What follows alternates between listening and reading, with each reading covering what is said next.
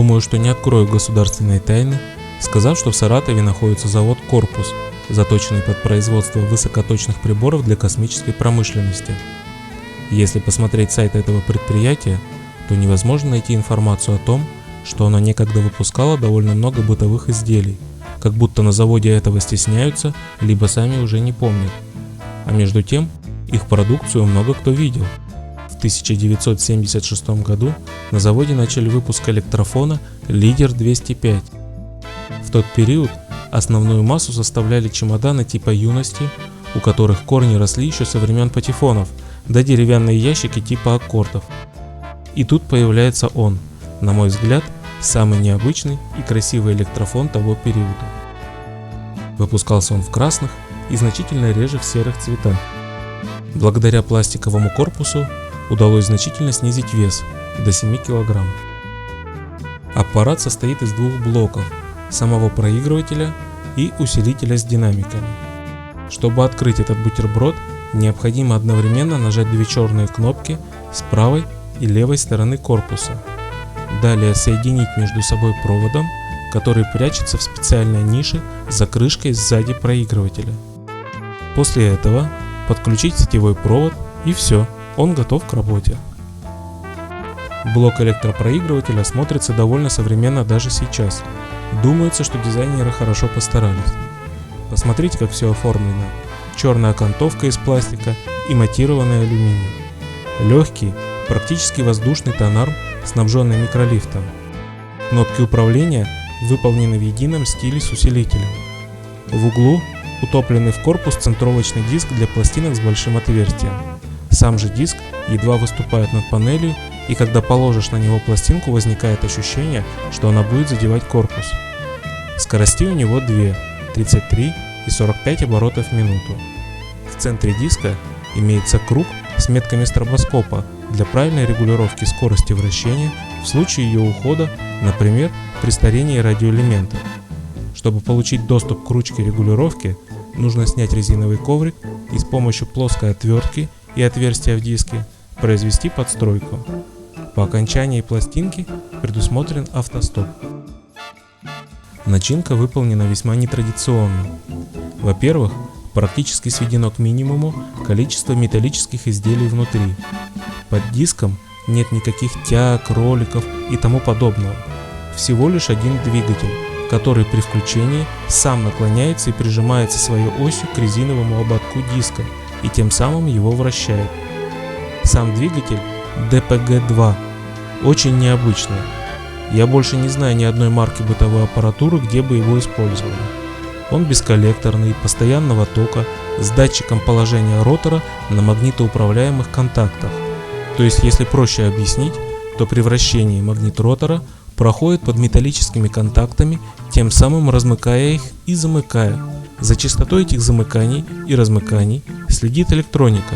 И если, например, частота их уменьшилась, значит скорость стала меньше, то электроника увеличивает скорость вращения, тем самым автоматически поддерживая скорость вращения диска в нужных пределах. Конечно же, есть у аппарата и минусы. Например, слышно, как стрекочет двигатель. Это слышно как раз работу этих самых контактов в нем, но при воспроизведении пластинки этого не слышно. К тому же, плохо работает автостоп, вернее он будет срабатывать только если вы используете пластинки стандартных размеров.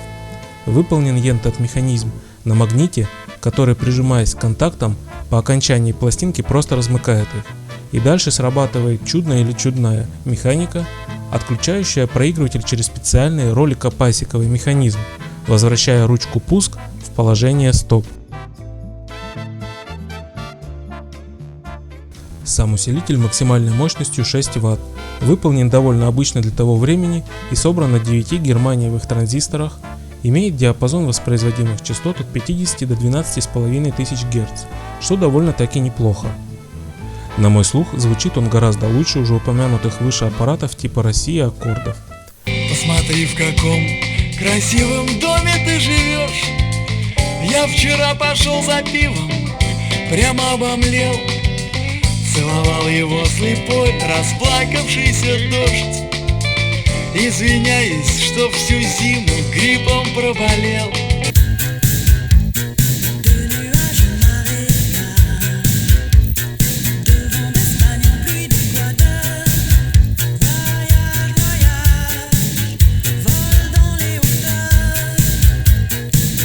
а потребляемая от сети мощность всего около 6 Вт, что очень мало. В целом, электрофон произвел на меня довольно приятное впечатление. Слушать на нем пластинки, которые не особенно-то жалко, самое то. Выпускался он в 1976-1981 годах и стоил 65 рублей. Оба этих экземпляра 1980 года. А что у нас было в стране в этом году? Благодаря этому событию на корпусе красуется олимпийская символика. Нет, больше нет. И зовет олимпийский огонь золотой. А с внешней стороны на этот кардинально изменившийся вокруг мир взирает из далекого прошлого улетевший в свой сказочный лес Мишка, который иногда путешествовал с владельцами проигрывателя и на природу, так как он может работать как от батареи, так и от автомобильного аккумулятора.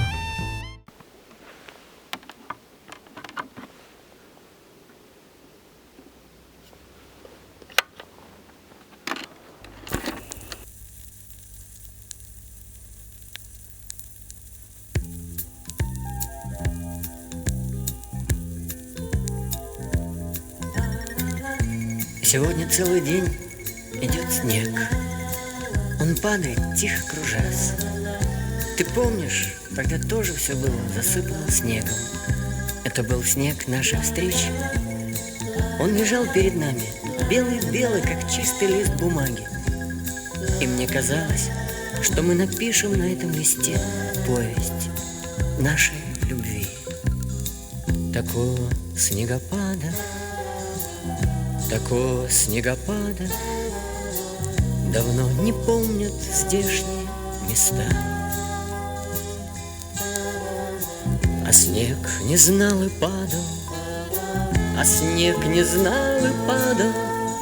Земля была прекрасна и чиста. Снег кружится, летает и поземкою клубя заметает зима, заметает все, что было до тебя. На выпавший на белый, на этот чистый невесомый снег ложится самый